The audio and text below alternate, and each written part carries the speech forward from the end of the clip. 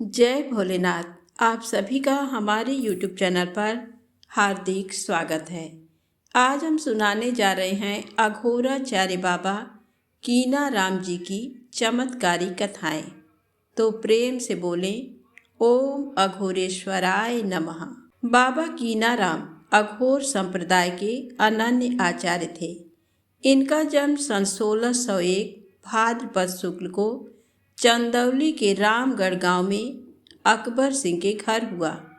12 वर्ष की अवस्था में विवाह अवश्य हुआ, पर वैराग्य हो जाने के कारण गौना नहीं कराया। ये देश के विभिन्न भागों का भ्रमण करते हुए गिरनार पर्वत पर बस गए। कीनाराम सिद्ध महात्मा थे और इनके जीवन की अनेक चमत्कारी घटनाएं प्रसिद्ध हैं। सन 1769 को काशी में अघोराचार्य बाबा कीना राम जी 170 वर्ष की आयु में समाधिस्थ हो गए। अवघड़ों के मान स्थल गिरनार पर कीना राम जी को दत्तात्रेय जी के स्वयं दर्शन हुए थे, जो रुद्र के बाद अवघड़पन के द्वितीय प्रतिष्ठापक माने जाते हैं। ऐसी मान्यता है कि परम सिद्ध अवघड़ों को भगवान दत्तात्रेय के दर्शन गिरनार पर आज भी होते हैं। वर्तमान काल में कीनारामी अवघड़पंथी परम सिद्धों की 12वीं पीढ़ी में वाराणसी में स्थित अघोरेश्वर भगवान राम को भी गिरनार पर्वत पर ही दत्तात्रेय जी का प्रत्यक्ष दर्शन हुआ था। गिरनार के बाद कीनाराम जी बीजाराम के साथ जूनागढ़ पहुँचे। वहाँ भिक्षा मांगने के अपराध में उस समय के नवाब के आदमियों ने बीजाराम को जेल में बंद कर दिया तथा वहाँ रखी 981 चक्कियों में से, जिनमें से अधिकतर पहले से ही बंदी साधु संत चला रहे थे, एक चक्की इनको भी चलाने को दे दिया। कीनाराम जी ने सिद्ध बल से ये जान लिया तथा दूसरे दिन स्वयं नगर में जाकर भिक्षा मांगने लगे। वह भी कारागार पहुंचाए गए और उन्हें भी चलाने के लिए चक्की दी गई। बाबा ने बिना हाथ लगाए चक्की से चलने को कहा, किंतु ये तो उनकी लीला थी, चक्की नहीं चली। तब उन्होंने पास ही पड़ी एक लकड़ी उठाकर चक्की पर मारी। आश्चर्य की सब 981 चक्कियाँ अपने आप चलने लगीं। समाचार पाकर नवाब ने बहुत क्षमा मांगी और बाबा के आदेशानुसार ये वचन दिया कि उस दिन से जो भी साधु महात्मा जूनागढ़ आएंगे, उन्हें बाबा के नाम पर 2.5 पाव आटा रोज दिया जाएगा। नवाब की वंश परंपरा भी बाबा के आशीर्वाद से ही चली। बाबा कीनाराम गिरनार से यात्रा करके भ्रमण करते हुए दिल्ली से काशी आ रहे थे। नदियों पहाड़ों के सौंदर्य को निरखते हुए नगरों ग्रामों के जनजीवन में विलास और विक्षोभ के व्याप्त अंतर्नाद को सुनते समझते हुए वे काशी की तरफ आ रहे थे। एक तरफ उनका हृदय प्रकृति की सहज सुषमा से आंदोलित था, तो दूसरी तरफ मानव समाज में फैली विषमता की पीड़ा से उन्मथित भी।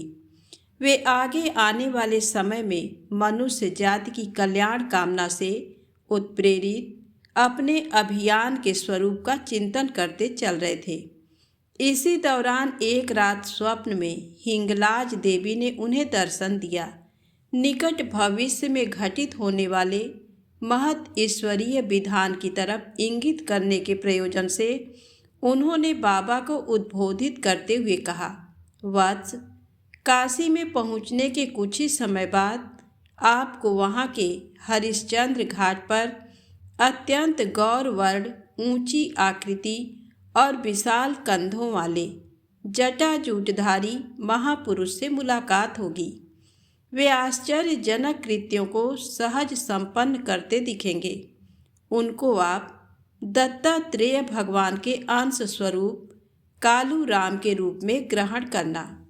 उनके सहयोग और सानिध्य से आगे के सारे मेरे सुझाए काम संपन्न करना।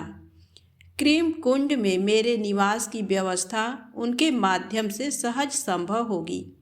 वहाँ मेरे श्रीयंत्र स्वरूप विग्रह की स्थापना करके उस केंद्र से मनुष्य जाति के हित साधन के महत् उद्योग का समारंभ करना।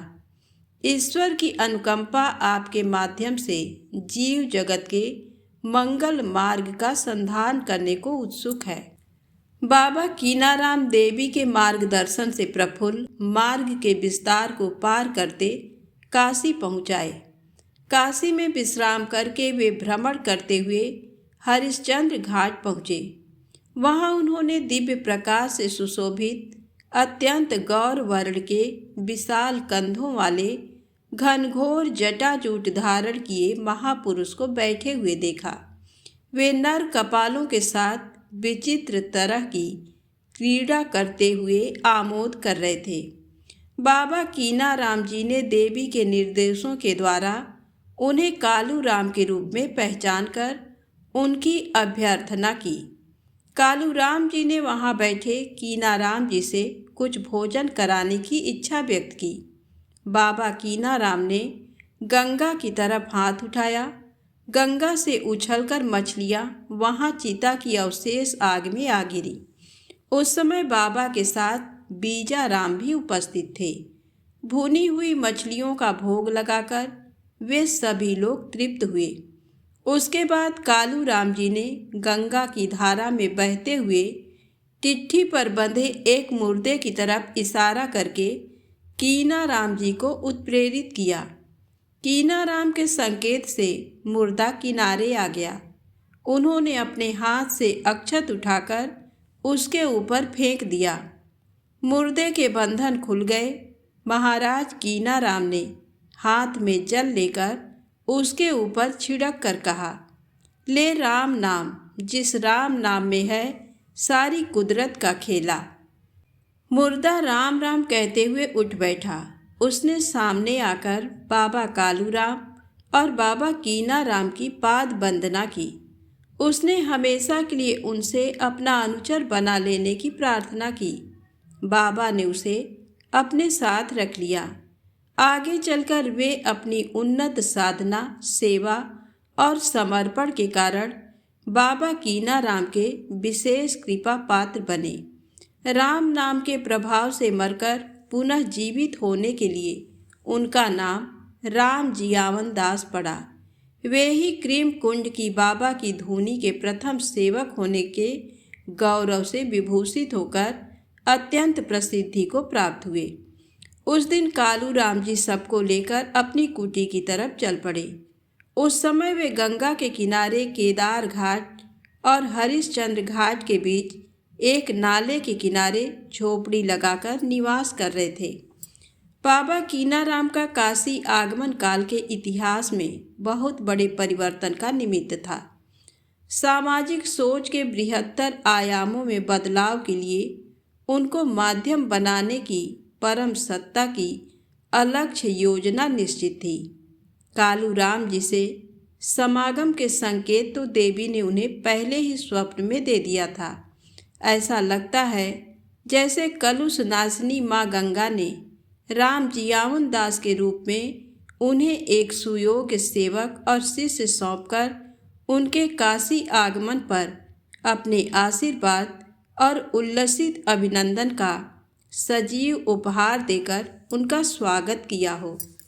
बाबा विश्वेश्वर विश्वनाथ की उत्प्रेरणा से महाराज कालू राम के समागम से माँ गंगा के उज्जवल उपहार से बाबा कीनाराम के अलौकिक साम्राज्य का शंखनाद काशी की गली गली में घर घर में गूंज उठा। काशी आगमन के साथ ही उनकी कीर्ति की कहानी काशी प्रांत के दिगंत में व्याप्त हो गई। जो मृत व्यक्ति उनके आदेश से जी उठा था वह जीकर संसार की अलक्ष्य भीड़ में कहीं विलीन नहीं हो गया था। वह वहीं बाबा के साथ उनके सहचर के रूप में मौजूद था। वह एक अविश्वसनीय सच के साक्ष्य की तरह उपस्थित था। लोग उसे देख सकते थे, सुन सकते थे, समझ सकते थे। जो भी सुना, जो भी सुनता, आश्चर्य से कुतूहल से उत्प्रेरित होकर हरिश्चंद्र घाट की तरफ बाबा कालू राम की कुटी की ओर चल पड़ता। काशी की सारी सड़कें, सारी गलियां मुड़ गईं हरिश्चंद्र घाट की तरफ। सारे लोग उमड़ पड़े बाबा कीनाराम के दर्शन के लिए, जिसे लोगों ने चमत्कार की तरह कभी सुना था पुरखों के मुंह से, पुराकालीन लोक कथाओं में, जिसे कभी लोगों ने सुन रखा था, जिसे सुनकर लोगों का चित्त विश्वास करने और विश्वास न करने की दुविधा के दो राहों में झूला करता था। वह कल्पना और संदेह से परे एक ठोस सच्चाई के रूप में काशी की जनता की आंखों के सामने देखने के लिए उपस्थित था। काशी में आस्था का एक नया केंद्र देखते ही देखते प्रतिष्ठित हो चुका था। बाबा कीनाराम के स्वरूप में उनकी जयकार की गूंज समूचे नगर में व्याप्त होकर नगर से बाहर चतुर्दिक यात्रा पर निकल पड़ी थी। बाबा कीनाराम ईश्वरीय अनुकंपा के जड़ नहीं, बल्कि जंगम विग्रह बनकर काशी की पुण्य भूमि में विराजमान थे। तत्कालीन काशी में एक रईस जमींदार थे, जिनका नाम राघवेंद्र सिंह था। वे संभ्रांत और सुरुचि संपन्न व्यक्ति थे। धर्म में उनकी गहरी निष्ठा थी। वे उदार हृदय थे। साधु सेवा उनकी सहज वृत्ति थी। राघवेंद्र सिंह की बाबा कालू राम के प्रति गहरी निष्ठा थी। वे उनकी कुटी पर प्रायः जाया करते थे। बरसात के दिनों में गंगा का जल स्तर बढ़ जाने के बाद उफनते नाले का पानी चारों तरफ फैल जाता, जिससे बाबा की झोपड़ी में भी पानी भर जाता था। ऐसी स्थिति में वहाँ निवास करने में भारी असुविधा और संकटापन्न स्थिति को देख दुखी होकर उन्होंने बाबा से निवेदन किया कि वे पास के क्रीम कुंड में चलकर निवास करने की अनुमति दें, तो वहाँ अपनी भूमि में वे कुटी का निर्माण करा दें। यहाँ बरसात में हर साल बाढ़ के प्रकोप से झोपड़ियाँ ढह जाती हैं। वह स्थान ऊंचा है जहाँ बाढ़ का पानी प्रायः नहीं चढ़ पाता है। ठाकुर राघवेंद्र सिंह के हार्दिक आग्रह का बाबा कालू राम ने सम्मान किया। उन्होंने कहा कि उचित समय की प्रतीक्षा करो, मैं आपके भूभाग में अवश्य निवास करूँगा। राघवेंद्र सिंह तब से बाबा के आदेश में प्रतीक्षारत थे। वे बाबा कालू राम के निवास के लिए अपनी भूमि को अर्पित करने के आकांक्षी थे। ऐसे सुयोग को वे अपना परम सौभाग्य समझते थे। वे उनकी इंगिती पाने के दिन गिन रहे थे।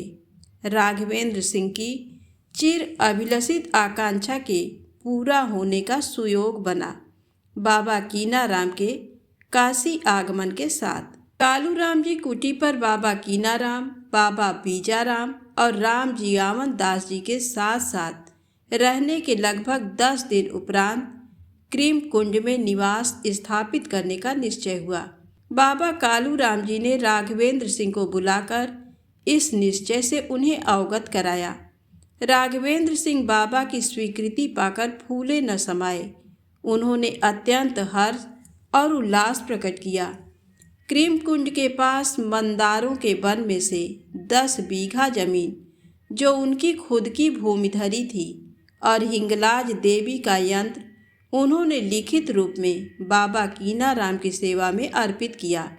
इस प्रकार क्रीम कुंड के साथ वहां गुफा में स्थित हिंगलाज देवी के यंत्र विग्रह की विधिवत स्थापना हुई और दक्षिणी भाग में कुटी निर्माण कर वहां पीड़ित मानवता के आश्वासन केंद्र की अधिस्थापना का कार्य संपन्न हो गया। यही केंद्र अघोर पीठ के आदि केंद्र रूप में अधावधि प्रतिष्ठित और पूजित है। अघोर मत का क्रीम कुंड आदि पीठ है।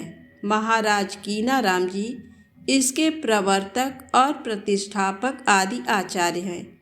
1 साल तक बाबा कीनाराम के सानिध्य और साहचर्य का उपभोग करने के उपरांत महाराज कालू राम जी ने इस भौतिक शरीर का आश्रय त्याग कर अंतरिक्ष में कपाल खप्पर में विराजित रहने की स्थिति का वर्ण कर लिया।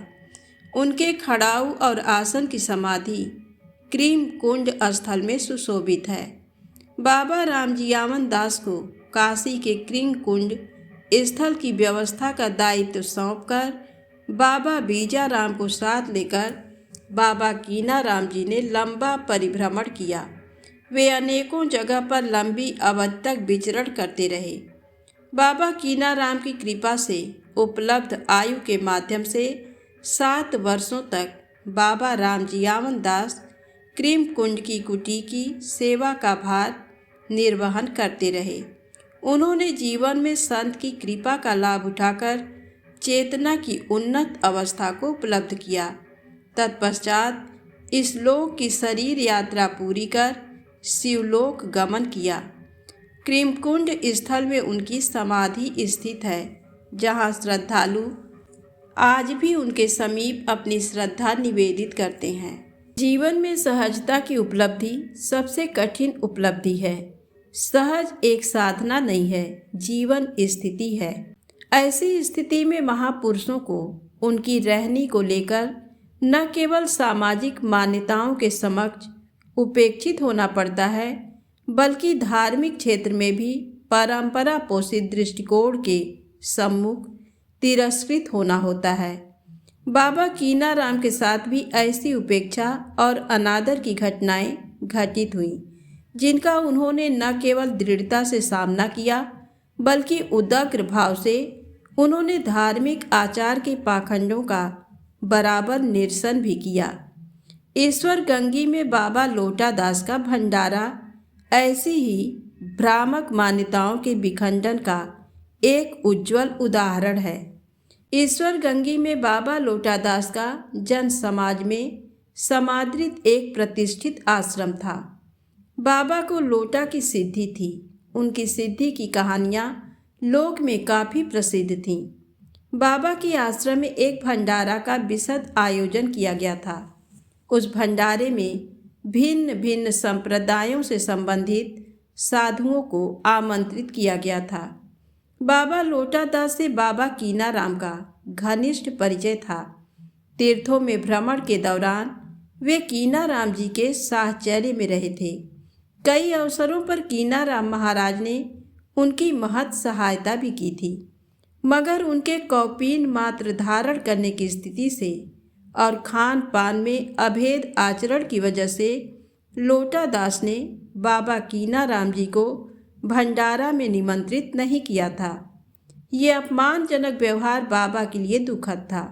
बाबा कीनाराम अनामंत्रित भंडारा में पहुंच गए थे। वे एक किनारे सबसे अलग चुपचाप बैठ गए थे। किसी ने उनको लक्ष्य नहीं किया। अनाहूत अतिथि की तरफ भला किसका ध्यान जाता, क्यों जाता?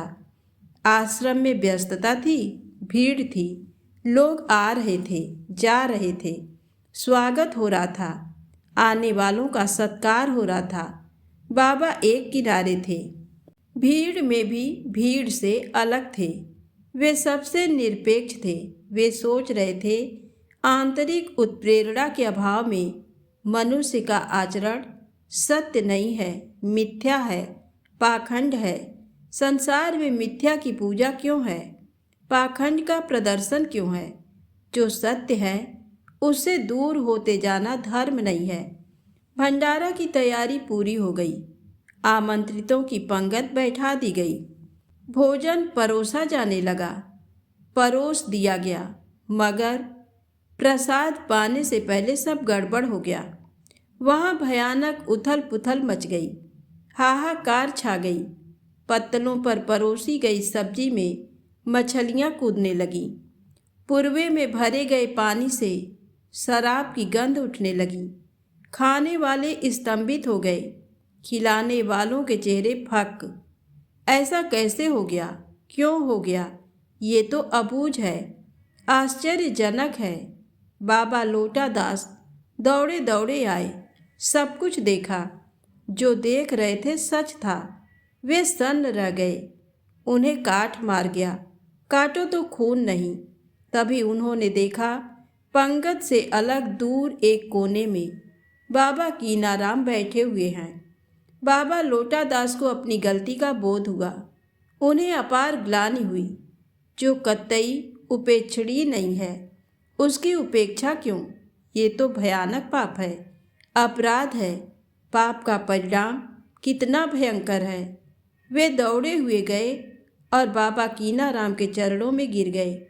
अपराध क्षमा करें प्रभु, भ्रमवश भूल हुई। आप समर्थ हैं, आप सिद्ध हैं। आपकी अवहेलना परमात्मा की अवहेलना है।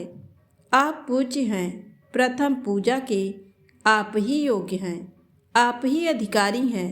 सबसे पहले मैं आपको भोजन कराऊंगा। बाबा कीनाराम ने शांत भाव से कहा, ठीक है, कराओ। भोजन सामग्री आ गई। बाबा लोटा दास अपने लोटा में भर भर पूरियाँ, कचौरियाँ, सब्जी, दही, मिठाई बाबा कीनाराम के खप्पर में देते गए। सब कुछ अंतरिक्ष में विलीन होता गया। खप्पर में कुछ भी नहीं दिखा। बाबा लोटा दास का गर्व धूल में लौट रहा था। उन्होंने अपने लोटा की सिद्धि का अभिमान चूर चूर होते देख लिया था। बाबा लोटा दास ने पुनः हाथ जोड़कर प्रार्थना की, महाराज प्रसन्न होइए। आपकी सिद्धियों के सामने मेरी रिद्धियों का मूल्य नहीं। मैं आपका दास हूँ, सेवक हूँ। कृपा करके भंडारा को सफल बनाने का आशीर्वाद प्रदान करें। बाबा कीनाराम प्रसन्न हो गए। वे प्रीत हुए। बाबा ने सहसा कहा, एक परमात्मा ही सत्य है, उसमें प्रेम ही धर्म है, बाकी सब पाखंड है। सत्य का आचरण ही साधन है, बस वही कल्याणकारी है। बाबा ने लोटा दास की तरफ देखकर हुम का स्फोट किया। सब कुछ पूर्ववत हो गया। पत्तलों पर सब्जियां जस की तस दिखने लगीं। जल सुगंधित हो उठा। कीनाराम जी ने बाबा लोटा दास से कहा, अपना भंडारा देखो। लोटा दास ने भंडारा देखा। 4 लोटा भोजन उन्होंने बाबा के खप्पर में डाला था।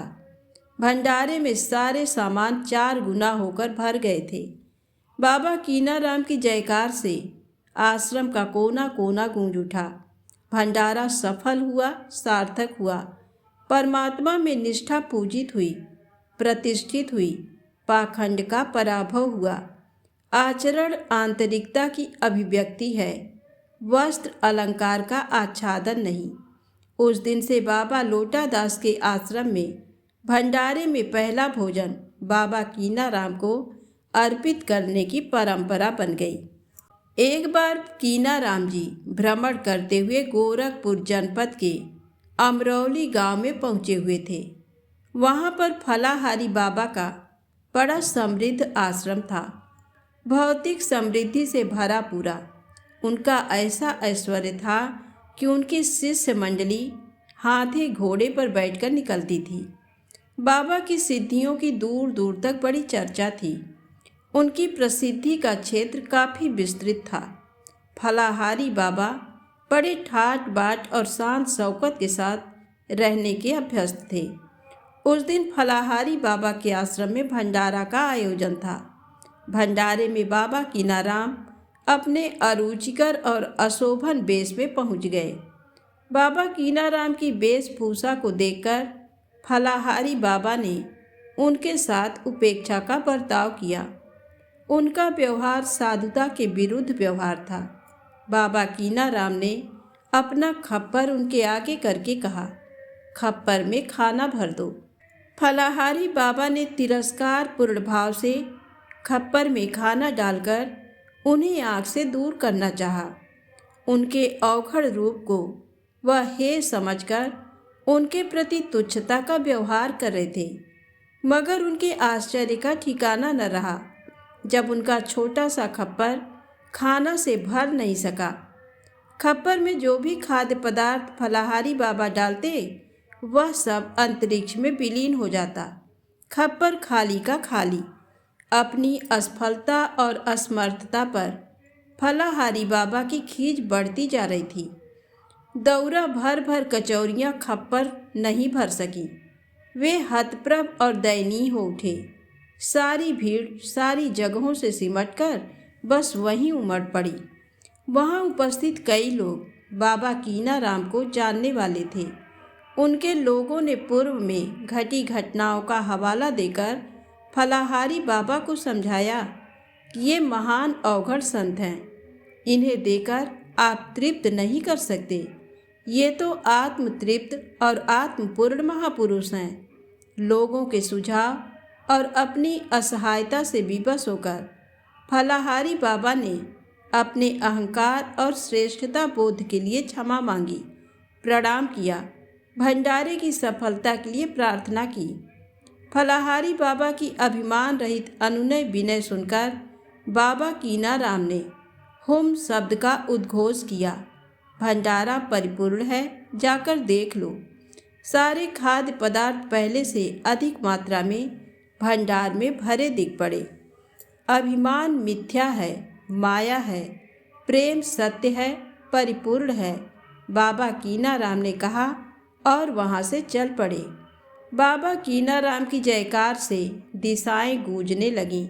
उसके बाद से फलाहारी बाबा के आश्रम में जब भी भंडारा होता है, सबसे पहले अवघड़ बाबा कीनाराम के नाम से प्रसाद निकालकर अर्पित किया जाता है। एक बार बाबा कीनाराम एक गधे पर सवार होकर हाथ में एक बिल्ली लिए हुए दरभंगा में मैथिल ब्राह्मणों की सभा में पहुंच गए। मैथिल ब्राह्मणों में अपनी श्रेष्ठता का दम उन्हें उदंड व्यवहार के लिए उत्प्रेरित करता था। उन लोगों के मन में तांत्रिक सिद्धियों के प्रति लोलुपता भरी हुई थी। सिद्धियों के पीछे वे पागल हुए फिरते थे। मैथिल ब्राह्मण तांत्रिक सिद्धियों के अंध उपासक थे। उन लोगों ने बाबा कीनाराम की अशोभन वेशभूषा को लक्ष्य करके उनके साथ अनादर का व्यवहार किया। उनका तिरस्कारपूर्ण उपहास करते हुए उन ब्राह्मणों ने वहाँ एक मरे हुए हाथी की तरफ संकेत करके कहा कि आप अगर अपने को अवघड़ सिद्ध समझते हैं तो इस हाथी को जीवित कर दीजिए। इस असंभव चुनौती के लिए बाबा को ललकार कर वे सब उपहास में एक साथ हंसने लगे। बाबा को उन अज्ञानी अभिमानियों की कुबुद्धि पर दया आई।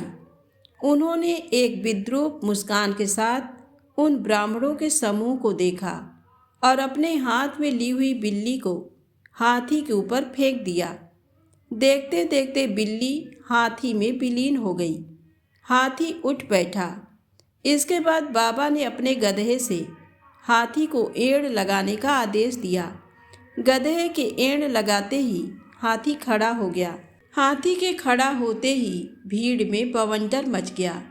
लोग दौड़ दौड़कर बाबा कीनाराम के पांव पर गिरने लगे, जय बोलने लगे, उनके सम्मान के समायोजन रचने लगे। वहाँ अपूर्व की अद्भुत की लीला का लाश छा गया। सभी बाबा की तरफ श्रद्धा वनथो हाथ जोड़कर उत्कर्ण हो उठे। बाबा कीनाराम ने उन्हें संबोधित कर कहा, सज्जनों, देश भयानक संकट के सम्मुख खड़ा है। धर्म के नाम पर धर्म के पाखंड का विस्तार हो रहा है। बाबा कीनाराम अंधविश्वास के विरुद्ध असम साहस का प्रकाश करने में हमेशा तत्पर रहा करते थे। अंधविश्वास हमेशा ही समाज को अनाचार के लिए उत्प्रेरित करता है। अपने कुकृत्यों पर पर्दा डालना और दूसरे के पाप को सामूहिक अनर्थ का कारण मान लेना समाज की कायरता और उसके मिथ्याचार की निशानी है। एक समय कीनाराम महाराज जी सूरज नगर में विचरण कर रहे थे। उस नगर में एक ब्राह्मणी थी जो कम उम्र में ही विधवा हो गई थी। कुप्रथाओं एवं कुरीतियों के अंधकार से आच्छन्न होकर समाज अपनी दृष्टि खोकर अंधा बना हुआ था। उस विधवा नवयुवती को पितृविहीन जानकर एवं वृद्धा माता की परवाह न करके दुराचारियों ने उसे छल बल से विमोहित कर उसके साथ सहवास किया। यद्यपि इस विषय में वह अबला विरत चित्त थी, वह विवश थी, वह बेबस थी। परिणाम स्वरूप उसे गर्भ रह गया। वह डरी सहमी गर्भ को छिपाए रही। 9 मास बीतने पर उसके गर्भ से शिशु का जन्म हुआ। पूरे नगर में ये बात फैल गई। नगर के रूढ़िवादी लोगों का समूह उसे अपमानित करना और प्रताड़ना देना प्रारंभ किया।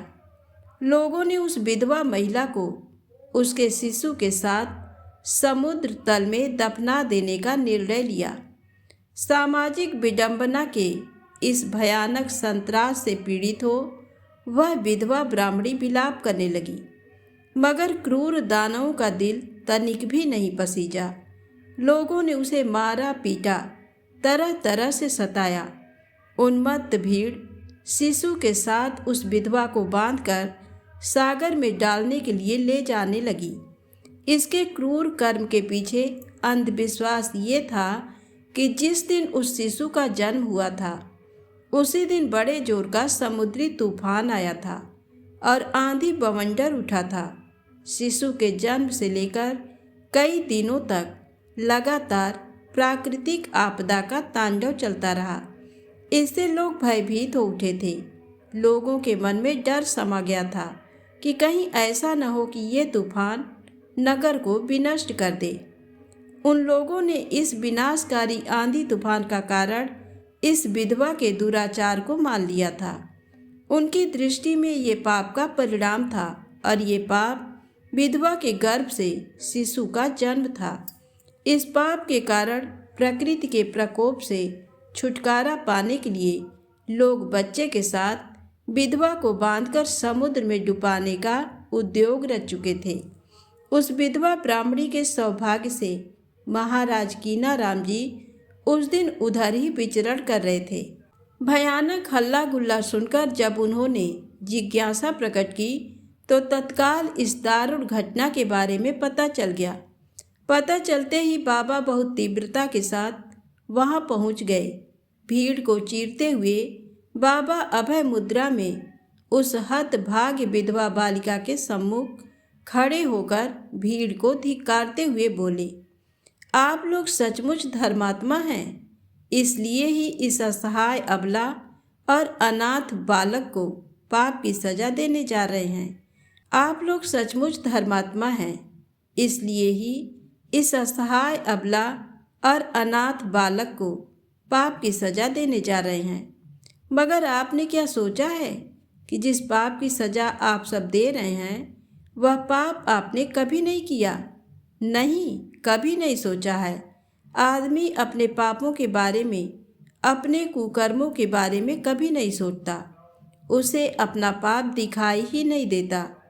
यही इस समाज का सबसे भयानक दुर्भाग्य है। आप सबके पापों को मैं एक एक करके गिनाने लगूं तो आप सबको इस स्त्री और बालक के साथ ही समुद्र में डूबना पड़ेगा। बाबा गरज उठे। बाबा की भयानक गर्जना सुनकर लोग भयभीत हो उठे। धीरे धीरे लोग सिर झुकाकर खिसकने लगे। महाराज कीनाराम ने उस विधवा के बच्चे को हाथ बढ़ाकर अपनी गोद में ले लिया। बाबा की करुणा उस स्त्री पर बरस पड़ी। उसे आशीर्वाद देते हुए बाबा बोले, तुम भाग्यशालिनी हो। तुम्हें लोग अन्यायपूर्वक, अधर्मपूर्वक मृत्यु के मुख में डालने ले जा रहे थे। तुम ईश्वर के अनुग्रह की उत्तराधिकारिणी हो। उस पापी पुरुष को धिक्कार है जिसने कुकृत्य कर तुम्हें लज्जित कराया है, तुम्हें अपमानित कराया है। पाप तुम्हारा नहीं, उस अधर्मी पुरुष का है। पापी वह है, पापी ये भीड़ है।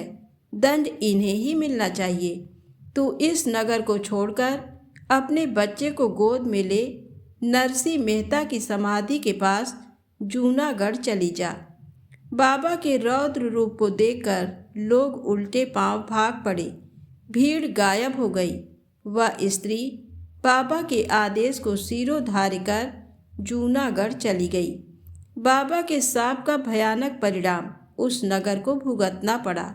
उस महिला के नगर छोड़ते ही समुद्र से भयानक तूफान उठा, जिसने उस इलाके की बस्ती को उखाड़कर कच्छ की खाड़ी में फेंक दिया। तो आज की कथा बस यहीं तक। यदि आपको कथा अच्छी लगी हो तो लाइक अवश्य करें। यदि आप आगे भी कथा सुनना चाहते हो तो कमेंट्स में अवश्य बताइएगा। जय भोलेनाथ।